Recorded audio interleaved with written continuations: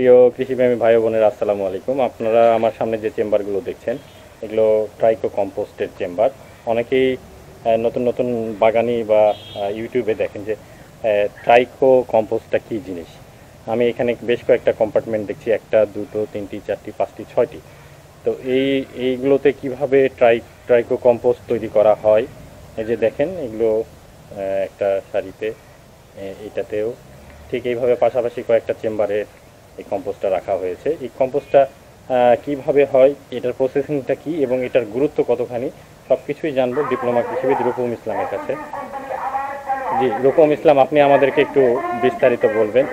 রূপম ইসলাম, আপনার কাছে আমরা জানতে চাচ্ছি যে এই যে ট্রাইকো কম্পোস্টটা করেছেন, এইটা প্রক্রিয়াটা আমাদেরকে একটু বলবেন। আচ্ছা, এইটা হচ্ছে ট্রাইকো কম্পোস্ট অর্থাৎ ট্রাইকোডার্মা নামে এক ধরনের জৈব ছত্রাকনাশক থেকে তৈরি। আচ্ছা, আমরা এইটা তৈরি করছি আর কি। মূলত এখানে গোবর দেওয়া আছে, মুরগির লিটার দেওয়া আছে, তারপরে আমাদের সবুজ লতা পাতা, বাড়ির উচ্ছিষ্ট অংশ, ঘাস থেকে শুরু করে যেগুলো আমরা উচ্ছিষ্ট অংশ, আমরা যে সবুজ আলুর ডালপালা মূলার যেগুলো উচ্ছিষ্ট অংশ, এগুলো ব্যবহার করে ট্রাইকো কম্পোস্ট করে থাকি আর কি।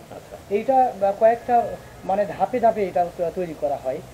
আমরা এটা প্রথমে গোবর নিয়ে আসি, মুরগির লিটার নিয়ে আসি, তারপরে হচ্ছে আমরা সবুজ যে উচ্ছিষ্ট অংশ সেইটা নিয়ে আসে এইটা ধাপে ধাপে এটা ফালানো হয়। ফালানোর পরে এইটা হচ্ছে প্রত্যেকটা স্তূপ করা হয় আর কি।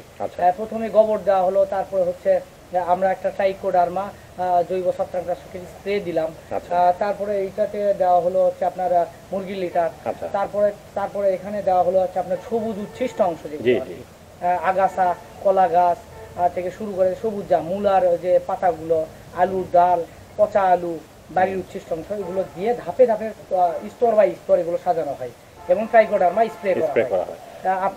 আপনারা জেনে খুশি হবেন, ট্রাইকোডার্মা এইটা কিন্তু আসলে উপকারী এক ধরনের ছত্রাক, যেটা আমরা যে কোনো ফসলে যদি ব্যবহার করে থাকি তাহলে দেখবেন যে এইটার 25 থেকে 50% পর্যন্ত আপনার এই যে পচন যেটা ছত্রাক এটা লাগবে না। যে কারণে আমরা জমিতে যদি গোবরের পরিবর্তে সরাসরি গোবরের পরিবর্তে আমরা যদি ট্রাইকো কম্পোস্টটা ব্যবহার করে থাকি তাহলে বিঘা প্রতি যদি আমরা 2 থেকে 3 বস্তা অর্থাৎ 180 কেজি থেকে 120 কেজি পর্যন্ত আমরা আলু থেকে শুরু করে বিভিন্ন ফলের বাগানে আমরা ব্যবহার করে থাকি। আমরা পেয়ারার বাগানে যদি ব্যবহার করে দেখা যায় অ্যানথ্রাক্স যে পেয়ারার যে পচনটা, এইটা কিন্তু ব্যবহার করলে এইটা কিন্তু অনেক অংশে কমে আসবে।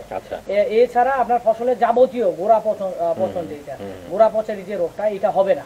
তো এই বিষয়টাকে চিন্তা করে আমি একজন ডিপ্লোমা কৃষিবিদ হয়ে মনে করলাম যে এইটা আমি হচ্ছে তৈরি করে এইটা বছর প্রায় আমার 40 থেকে 50 টন আমার নার্সারিতে ব্যবহার হয়।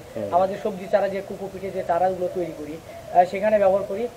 ইভেন আমার গ্রামে সহ আমার আশেপাশে যারা কৃষক আছে তাদের উপকার করার জন্য এই কম্পোস্ট আমি তৈরি করে তাদের হাতে পৌঁছায় দিই এবং বিভিন্ন বাগানিদের হাতে দেওয়া হয়, যারা এই বিভিন্ন ফল বাগানে ব্যবহার করে তারা উপকৃত হচ্ছে আর কি। আচ্ছা, আমরা একটু দেখতে চাই বা দর্শকদেরকেও দেখাতে চাই যে এখানে কয়েকটা স্লট করে রাখা আছে, এটার কারণ কি? এইটার কারণ আমরা এইটা ট্রাইকো কম্পোস্ট আসলে তৈরি হতে টোটাল সময় লাগে 48 দিন। আচ্ছা, 48 দিন সময় লাগে। আমরা এটা করছি কি, প্রথমে এইটা সমস্ত কিছু দিয়ে স্তূপ করে রেখে 21 দিন রাখতে হয়। 21 দিন পরে একটার থেকে আর একটা ইয়েতে এগুলো আবার তুলে দেওয়া লাগে, মানে এই কক্ষগুলো চেঞ্জ করে দেওয়া হয়। প্রথমটা থেকে দ্বিতীয়টায় আসে, দ্বিতীয় থেকে তৃতীয়টাতে যায় আর কি। দেন 21 দিন পরে আমরা করি কি 15 দিন পরে আবার কক্ষগুলো চেঞ্জ করে দিই। চেঞ্জ করে দিলে হয় কি, তারপর আপনার এটা আস্তে আস্তে যখন ওলট পালট করা হয় এগুলো তখন মিক্স হয়ে যায় এবং ট্রাইকোডার্মা এইটা তো কম্পোস্ট হয়ে যায় আর কি। ট্রাইকোডার্মা এটা দ্রুত গতিতে সরে পড়ে প্রত্যেকটা কম্পোস্টের মধ্যে, যে কারণে আমাদের এইটা আস্তে আস্তে আর্দ্রতা কমে আসে, শুষ্ক হয় এবং 35 দিন পরে এটা তুলে নেই যে আমরা আবার এক জায়গায় স্তূপ করে রাখি, সেখানে 10 থেকে 15 দিন রাখার পরে আমাদের এই সারটা প্রস্তুত হয়। আর সেখান থেকে আমাদের আরো কাজ চলতেছে, সামনে আমরা স্তূপ করে রাখতেছি, সেখানে এটা আবার নেট করা হয়। আর নেট করে আমরা এর মধ্যে আরো কিছু ম্যাটেরিয়াল দেই যে আমাদের কোয়ালিটি গুলো ইনশিওর করে থাকে। আচ্ছা, তো এইটা তো ডাইরেক্ট গাছে বা জমিতে ব্যবহার করা যায়? হ্যাঁ, ডাইরেক্ট গাছে যদি ব্যবহার করে আমাদের গোবর ব্যবহার করার প্রয়োজন নেই।